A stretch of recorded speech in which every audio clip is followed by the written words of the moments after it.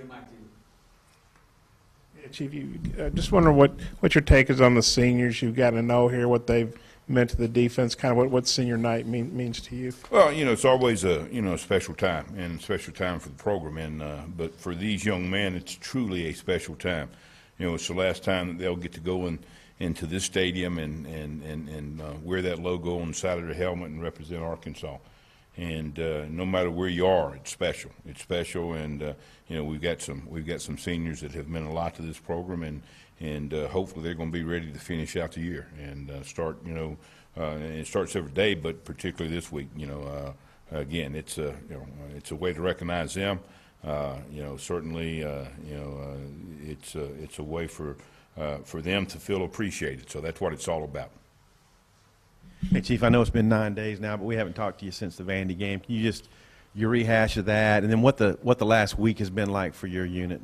Well, in terms of rehashing the game, I mean, it's simple. We didn't play well enough to win, and you don't like saying those things, but you got to be honest, and that's what happened. Defensively, we didn't play well enough to win, and it's big plays, it's missed tackles, and when I make those comments, that gets right back down to the root of the whole deal, and that's coaching.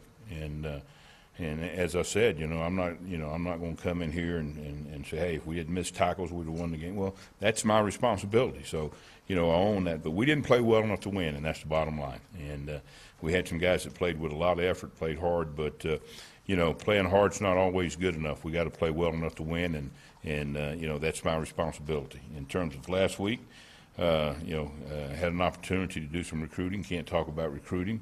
But certainly had an opportunity to do that, and had an opportunity to, look at some, when I say look at, I mean we see them every day, but had an opportunity to work some young guys a little bit more, and that's good, when they're getting that work, and because they need those kind of snaps in practice, or some of the scrimmages that we had for them, and it's good to see them grow and see them compete. Young guys, how's Andrew Parker? He's a kid we haven't heard much about. How's he coming along?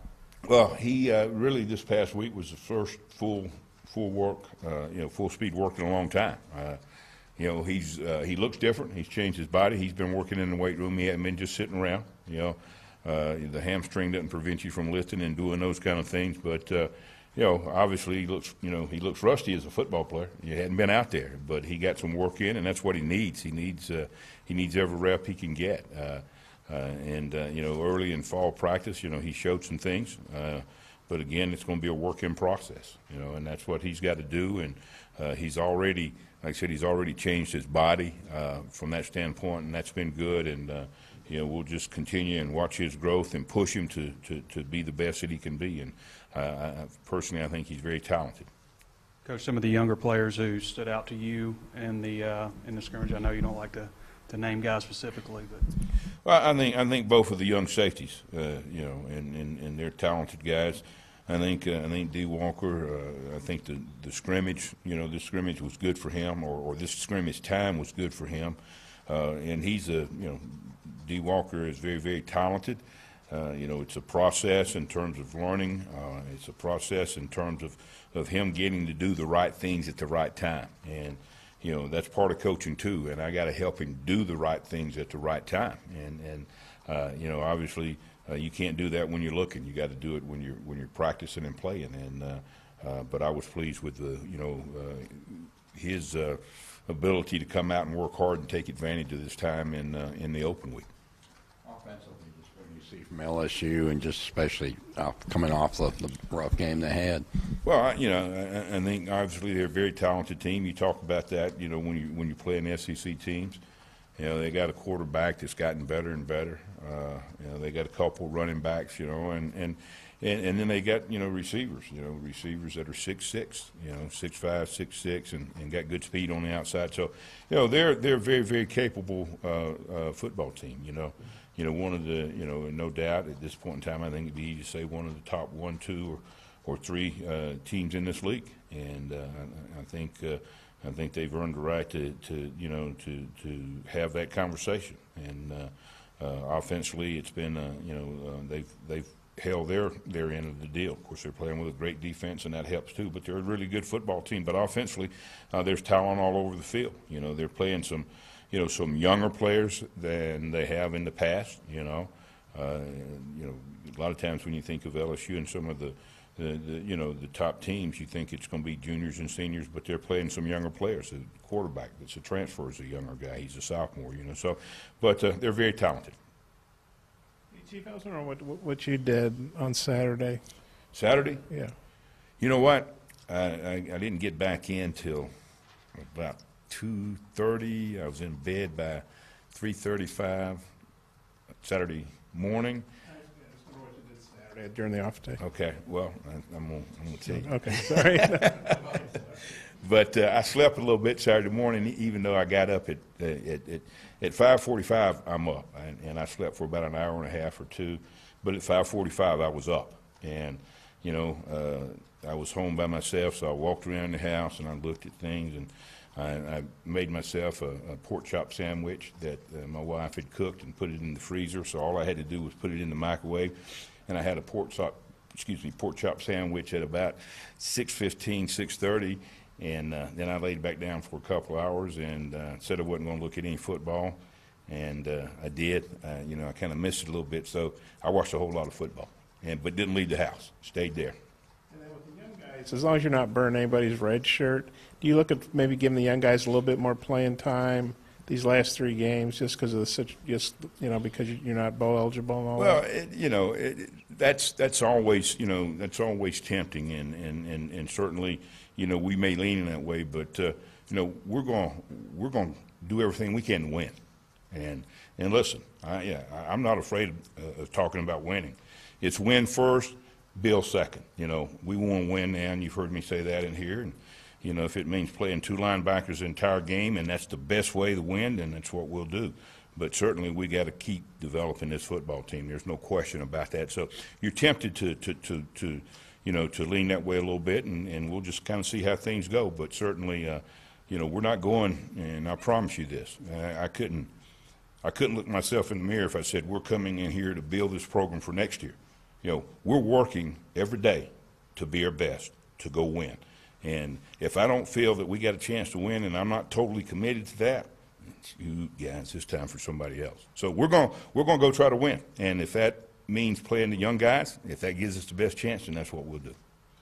Haven't been on the LSU side of it. Just how do they approach Arkansas compared to some other rivals that they have in the league? Well, it's kind of hard. It's been a while ago, and 4 years ago, and obviously, very, very good program. And I think when you play in this league, and certainly I'll go back to the 2011. I talked about that a little bit when I first got here season, when Arkansas was really, really good and in the mix, as good as anybody in the country.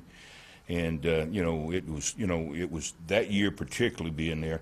It was big. It was big. It was a game that when I say we, when I was on the other side, we had to win to keep our hopes alive. So, and it's that way everywhere in the SEC, and certainly that's what we got to do. We got to get Arkansas back up to that standard where, it's where we're going to have an opportunity to compete for championships, and that's when rivalries, really come alive. And I'm not saying it's not a rivalry. That's not what I'm saying.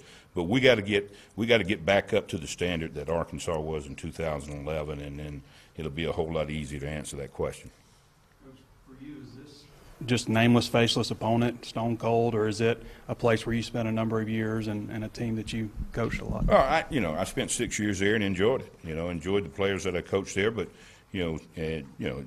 what they say, all things come to an end, whether they're good or bad, and it came to an end, and it's a situation where, to be quite honest with you, go back and give you just a little bit of history. I was not a guy that ever thought I'd leave Tennessee after spending 21 years there, and then got an opportunity, and all of a sudden found out it was better. And Tennessee people may hear that and they may not like it very good, but that's who cares, But my point is, you take advantage of the opportunities that you got. And I'm Arkansas through and through, and excited about what we can do, and excited about the direction that we're going. We got work to do, and we got to keep pushing the envelope, and make it, make Arkansas, number one, make it the best place to go to school, and that's important, and to play football in the SEC. That's what we got to do. And how do you do that? You do it by winning, and that's what we got to do. Greenlaw meant to you this season, and then when he's not on the field, what are you guys missing defensively that he brings when he's on the field? Well, obviously, you know the talent. That's easy for everybody to see, but he's also a leader for us, and he's been a calming effect for us. Because again, new system. A lot of players doing a lot of different things, but he and we got a couple of guys, but he's one of our leaders, and. I'm not going to talk about, what we miss when he's not there, because we got the next guy up and he's got to go do the job, and that's just the way we approach things. But as a young man, he's been fun to coach. There's no doubt about it, and we want to make these last 3 weeks a lot more fun than it was, throughout the season. But we've had great times together. I hope that I've helped him. He's certainly helped this football team, and I know this. He's an outstanding young man. Go ahead. Chad said he went deer hunting, but he didn't put any bullets in his guns. So what do you think? Chad, Coach Morris, he went deer hunting this weekend, but he didn't put any bullets in his gun. Well, there's two ways to look at that. Maybe he didn't want to shoot the gun. I don't know. But I didn't get a chance. I didn't get a chance to go. But that's good. But when I do go deer hunting, you can bet your bottom dollar I'm going to have some bullets in the gun. Appreciate it. Thank you, guys. Okay. You know the pride that guys from South Louisiana have about who they are, the kind of football they play, and Dijon is a part of that. Yeah. Might this game mean more to Dijon? And what do you think of his season? Well, he's had a great year, in my opinion. And, I don't use the word great very often. Certainly there were times that he could have been better, but he's had an outstanding year. And he's a competitor. He's a competitor, and he, through and through. And, I'd like to think, but realistically, I'd say, yeah, it means a little bit more, but, realistically, you'd like to say, hey, because it's the next game on the schedule, that's why it's important, and you go about it that way. But, I have no complaints at all. He prepares every day. He's, and he's a good athlete, so don't take this wrong. But he's a hard hat guy. He comes to work every day. Every day.